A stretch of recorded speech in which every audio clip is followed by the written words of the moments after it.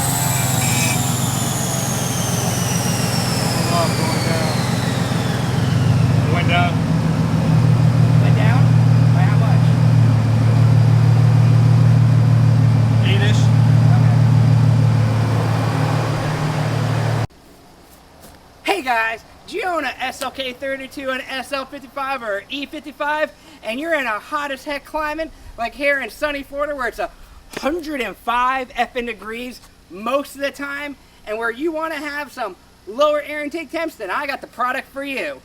What we got behind this fancy bumper is a Forced Induction Interchiller system.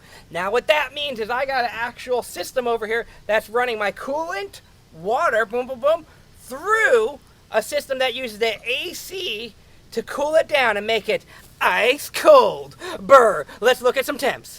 So in comparison, we got my SL55 AMG bad girl right over here.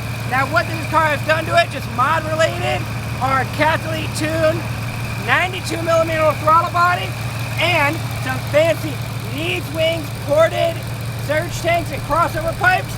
And let's go look at those temps. All this has for cooling is a split cooling system and a teeny little reservoir. Let's see what those temps are. Look right there, this bad girl, you have 122 Fahrenheit air intake temperatures. It is 101 degrees out right now, and this one is pushing out 20 degrees above ambient. That is not bad, that's not good. Usually a car that we just ran around is gonna be steady at 120 degrees over. Now let's go look at the interchiller system from Forced Induction. Now in the Forced Induction Interchiller system, the mods are stacked pulley, 65mm, 178, some crossovers, long tube headers, a lot more go fast, a lot more power mods. Let's see what these temps are. I got a sneaky suspicion they're gonna be a little bit lower. Now let's look at those temps. That is 45 degrees. You hear me? 45 degrees air intake temp when it is well over an effing 100 degrees out here in sunny Florida. That is astronomically good. And all these cars are just sitting out here heating up in nice Florida sun. So as you can see there's a huge difference on a daily driven car that we just drove around. Both these cars came back, parked them. There's a huge difference. Now I'm not saying it's cold outside at all. It's over 100. This SL55 is 20 degrees above ambient, which is kind of normal. And then the SLK with the Forced Induction Interchiller system is way below ambient. And where that helps you out is if your ambient temperatures, or if your starting temperatures are way below ambient, that means when you do the pool, it will still climb up maybe 60 or 70, but you're starting from so much lower. So this kit is working great, and this is only the stage 1 kit. They make a stage 2 that is even better. So if you have an E55, SL55, SLK32, C32, the list goes on. They have kits out there for you. You could use universal kits on any car that has a liquid air intercooler system, or they have a couple pre-built kits for Trackhawks, for Hellcats, for some SLA stuff, tons of stuff out there. And if you want to save some cash on those, you go down there and put a coupon code ND72. That'll save you some cash.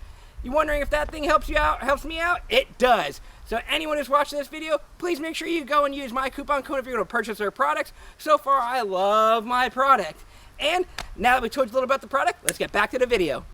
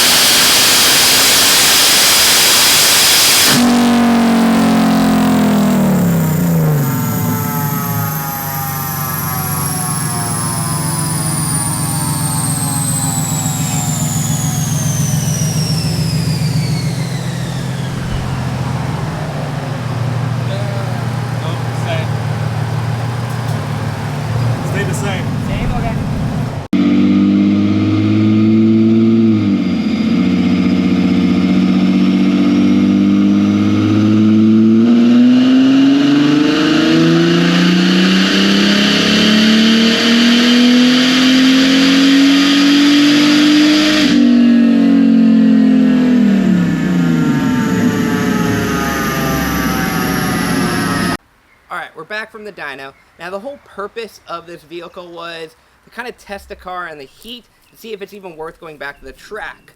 So last time we took the car to the dyno, it was 68, 69, 70 degrees out. This was like 4 or 5 months ago.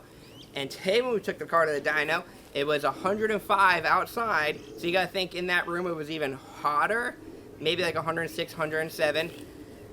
So the temperature makes a huge difference in horsepower. Now, the only thing we really changed since then and now was like fixed meaningless like little things here and there, but the big thing was the Forced Induction Interchiller system.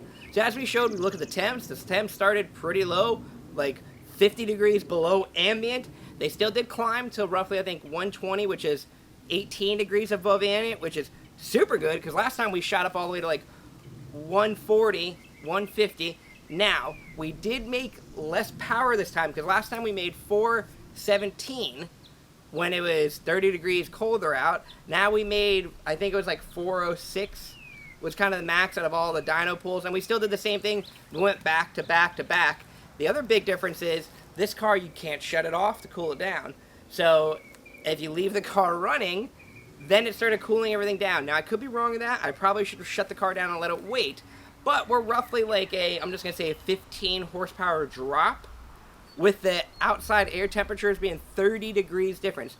That is a huge difference. So, I'm pretty sure the Forced Induction Interchiller system is helping out a lot, because it's helping maintain those air intake temps down a little bit. But since the outside temp was so hot, you're still sucking in over 100-degree temperature, and it's got to try to cool it back down. Compared to before when we were sucking in 68, 70-degree temperature to cool it down. So, we didn't really make any more bigger numbers. We just wanted to do a little bit of testing, and that's what we did. So, I hope you guys liked the video. Hope you guys throw a like down and subscribe down. There's going to be a lot more of this coming out. As you saw, I do have some more, like, how do I say this, data logging systems now. So, from Needswings, he sent me the N-Dash, and I can't even think about how to say the Xeric, their whole kit. So, in the next video, I'm going to be installing it with a cool mount, everything. It's not going to be sitting on the suction cup anymore. I'll show you how to wire it up, install, and everything. That's going to be in the next couple videos from now, roughly, because I need to learn how to use the software a lot better before I show anyone how to use it, because I learned a lot over just a week of going back and forth and back and forth. But so, hopefully you guys like that dyno video. Hopefully you like that I show a little bit of my temps and all that stuff about it. And throw a comment down, throw a like down. Follow me on Instagram at BuffySLK500 and D_72, whichever one you find. And if you got any questions, hit me up and I'll talk to you guys later. Also, if you do want to get some data logging equipment for your SLK32, for your C32, for any of them, E55, because it plugs right in, go to Needswings.com and buy it from Rob from Needswings, because I got a discount for you. So if you use coupon code ND_72, you'll get a discount on almost all that data logging stuff. So basically like the little screen, if you want the O2, this and that, the code should work for most of that. So go do it, save yourself some cash. Everyone likes to save cash. And don't forget that coupon code is ND_72 and the website is Needswings.com. And I'll catch you guys later.